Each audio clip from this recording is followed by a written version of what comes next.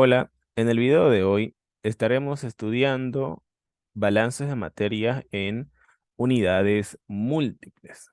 Bien, en esta serie de videos estaremos estudiando sistemas que se encuentran conectados con varios equipos entre sí. Bien, los procesos químicos industriales casi nunca incluyen una sola unidad de proceso, como estuvimos estudiando, y a menudo hay uno o más equipos, más reactores químicos y también unidades para mezclar reactivos, combinar productos, calentar, enfriar corrientes de procesos, en separar un producto de otro y de los reactivos sin consumir, también eliminar de corriente los contaminantes que podrían ser peligrosos. Entonces, a toda esta configuración de equipos conectados entre sí, nosotros llamamos unidades múltiples. Y el estudio de estos involucran una definición de algunos términos que es muy importante a la hora de resolver estos tipos de ejercicios. Entre las configuraciones especiales en unidades múltiples tendremos nosotros a la recirculación o reciclaje. Bien, una recirculación es simplemente una corriente que se toma de la descarga de una unidad y se regresa como alimentación a una unidad colocada anteriormente. Bien, se puede visualizar a la recirculación como un proceso de tres unidades, formado de un mezclador, de la unidad interna de proceso, un divisor o separador, y a partir de ahí nosotros tendremos la corriente que se recircula a una unidad anterior. Tenemos nosotros las siguientes definiciones para las corrientes. Tendremos una alimentación nueva o también llamada alimentación fresca. Tendremos la alimentación del proceso, que bien puede ser un reactor, un evaporador, cualquier tipo de proceso. Tendremos aquí la alimentación del proceso, el producto bruto, el producto neto y, bueno, la recirculación o reciclaje. Bien, entonces en esto consiste la recirculación. Después del proceso, nosotros podemos realizar la separación o bien la división de este flujo de producto, y parte de este de acá podemos nosotros recircular a una unidad anterior. Bien, a través de una corriente sacamos el producto deseado y volvemos a recircular aquello que eh, queremos nosotros aprovechar nuevamente. Este tipo de configuraciones se los ve generalmente en destilaciones, cuando nosotros en el destilado separamos y condensamos y volvemos a introducir el destilado a la columna de destilación para así obtener productos con mayor pureza. También podemos utilizar recirculaciones en procesos reactivos cuando tenemos algún reactivo que no reaccionó por completo y queremos justamente aprovecharlos, y es por eso que retornamos ese reactivo que no reaccionó para que vuelva al proceso, ¿no? Entonces, este tipo de configuraciones se hacen también generalmente justamente para aprovechar nuestra materia prima y reducir costos, ¿no? Ya que las materias primas por lo general tienen un costo elevado y así nosotros aprovechamos al máximo nuestra materia prima en el proceso. Bien, también tenemos otra configuración importante que son las derivaciones o bypass, que una derivación es un flujo que pasa por alto una o más etapas del proceso y, bueno, llega directamente a otra etapa posterior. La derivación se puede utilizar para controlar la composición final de un flujo de sólido de una unidad al mezclar el flujo de la derivación con el flujo de salida de la unidad en proporciones adecuadas para obtener la composición final deseada. Se utiliza prácticamente la misma configuración que en recirculación. Tendremos una alimentación nueva o fresca. De la alimentación nueva fresca realizaremos la división o bien la separación. Podemos utilizar un separador o divisor de la alimentación fresca, ¿no? y tendremos una alimentación al proceso, nuestro proceso y al final nuestro producto bruto. Y la derivación justamente es simplemente pasar por alto una o más etapas. Entonces mi alimentación fresca puedo dividirla en dos, una parte que se alimenta a mi proceso y otra parte que la voy a derivar para mezclar con el producto que sale de mi proceso principal, ¿no? Entonces, esta corriente pasa por alto mi proceso principal para mezclarlo con el producto bruto y así obtener la composición final deseada a través de un mezclador. Bien, de esa manera nosotros tenemos la configuración de derivaciones o bypass. Por último, tenemos la última configuración importante que es la purga. La purga es un flujo que se utiliza para eliminar una acumulación de sustancias inertes o indeseables que de otra manera se acumularían en el flujo de reciclaje. Comúnmente, en configuraciones de recirculación, nosotros tenemos materiales que son inertes o indeseables, que se están recirculando una y otra vez en el proceso.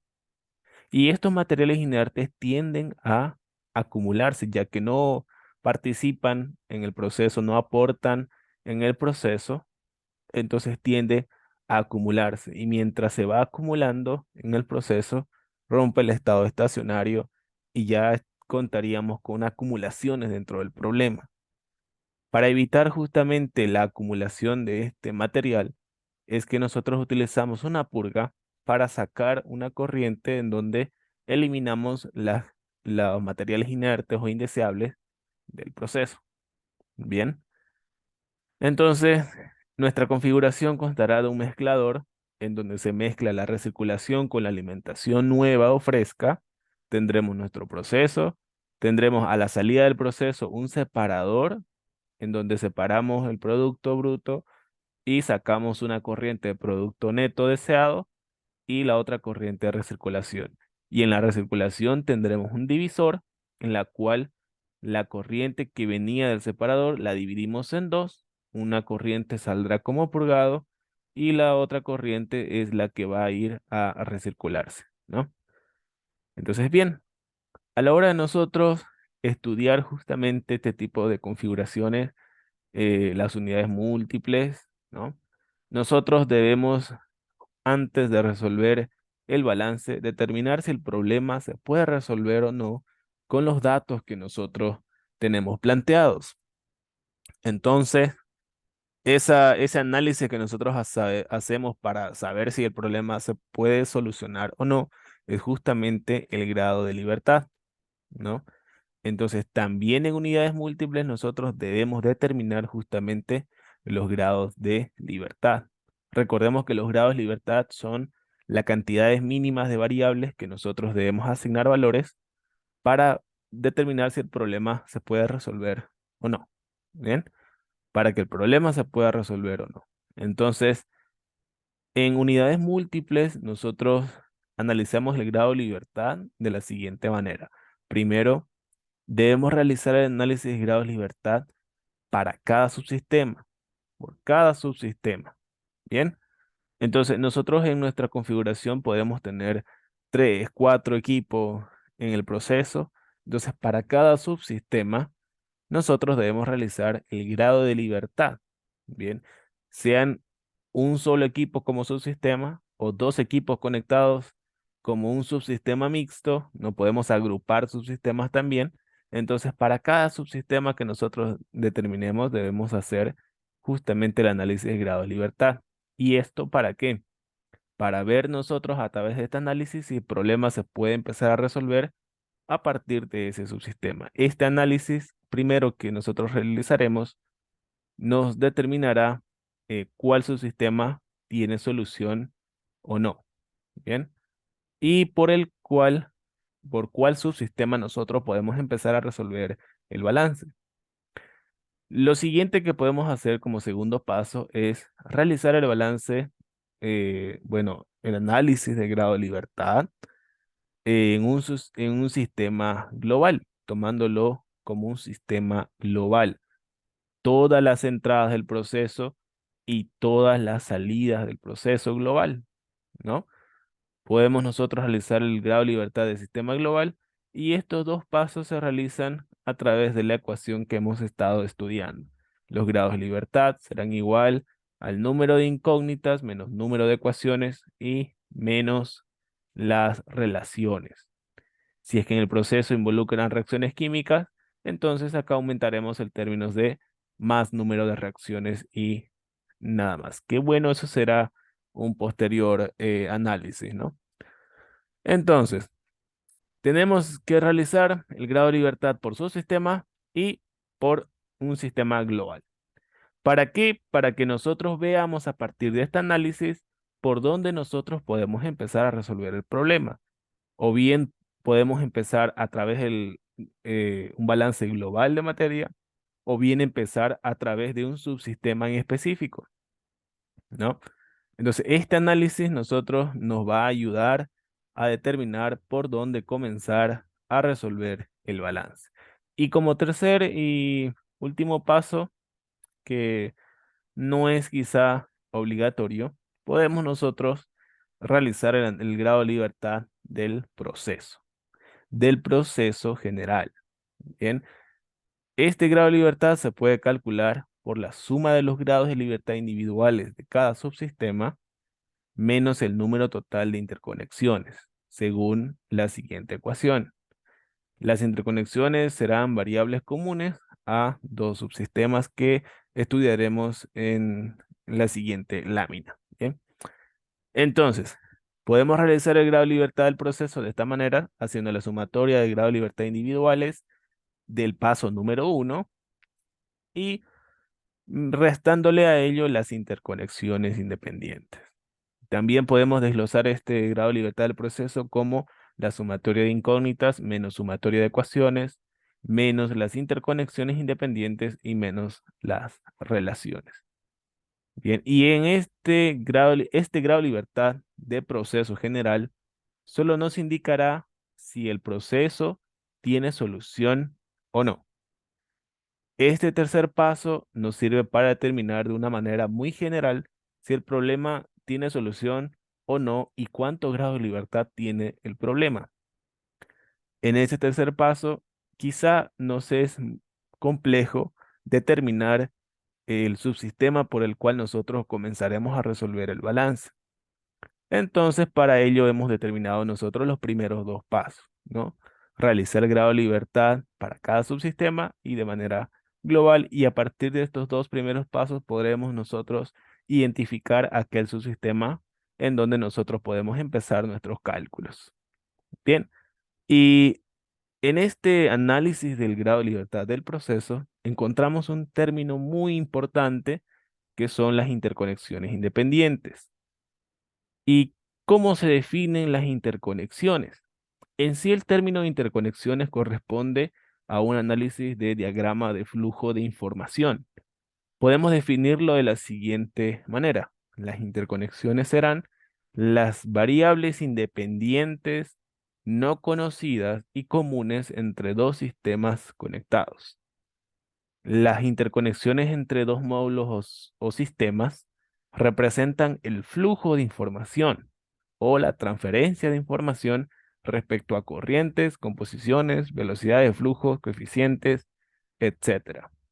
Bien, y este término de interconexiones corresponde a un análisis de un diagrama de flujo de información y no así muy concretamente como un diagrama de flujo, como hemos estado viendo. Es importante que el término de interconexiones corresponden a variables independientes como flujos de informaciones entre dos subsistemas. Bien, y es muy importante esto de acá, son variables independientes, que bien pueden ser caudales, que bien pueden ser composiciones, ¿no? O cualquier otra variable entre dos sistemas. Bien, entonces, una vez nosotros definimos las interconexiones, reemplazamos justamente en esta ecuación de grados de libertad. No solamente ese término me servirá para determinar el grado de libertad del proceso general. Bien, Entonces, una vez que nosotros tenemos determinado nuestro grado de libertad de cada subsistema entre sí, cada, el sistema del sistema global, grado de libertad del sistema global. ¿No? Una vez que ya hemos terminado de analizar el grado de libertad, el problema se comienza a resolver a partir del subsistema con menor grado de libertad. Por eso es que nosotros hemos definido los dos primeros pasos. El primer paso nos dará el grado de libertad de cada subsistema, de cada equipo, de cada subsistema mixto que hemos tenido en el proceso, y a partir de ahí nosotros empezamos a resolver con el subsistema con menor grado de libertad. Y en caso de tener dos o más subsistemas con un grado de libertad, se asigna la base de cálculo a la corriente con mayor información o relaciones independientes. Y eso es muy importante, ya que al tener varios equipos, varios subsistemas en nuestro proceso, puede ser que uno o más tengan un grado de libertad. Y eso significa que nosotros debemos asignar al proceso una base de cálculo, una sola base de cálculo quizá. Y esa base de cálculo nosotros la asignamos a la corriente que contenga mayor información o relaciones independientes. Y a partir de ahí resolvemos el balance. Entonces empezamos a resolver con el subsistema con menor grado de libertad, o bien si el problema se puede resolver a partir del sistema global como planteamos, también podemos empezar con un sistema global. Y a medida que vamos resolviendo, podemos ir revisando el grado de libertad para determinar por qué otro subsistema nosotros podemos ir a seguir resolviendo. Bien, recordemos la, los resultados que pueden tener nuestro análisis de grado de libertad.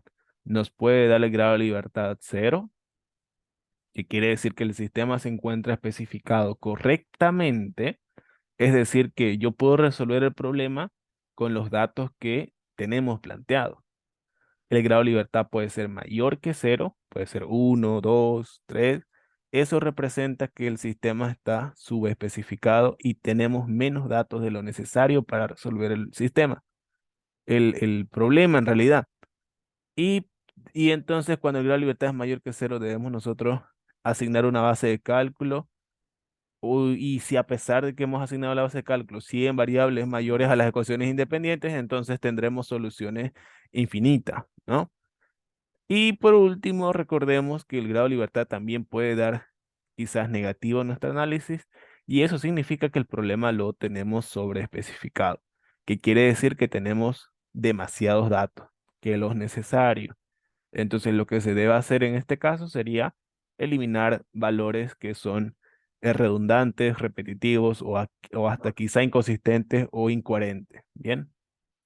Entonces, con este análisis, nosotros determinamos si la resolución es posible o no, y luego empezamos a resolver nuestro problema planteado. Bien. Entonces, con esto concluiríamos el video de hoy. En los siguientes videos estaremos resolviendo ejercicios en configuración en unidades múltiples. Bien, espero que te haya servido esta pequeña introducción y nos veremos en una próxima ocasión para resolver este tipo de ejercicio. Bien, si te gustó el video, no te olvides suscribirte al canal para que sigamos estudiando estos balances de materias. Bien, gracias.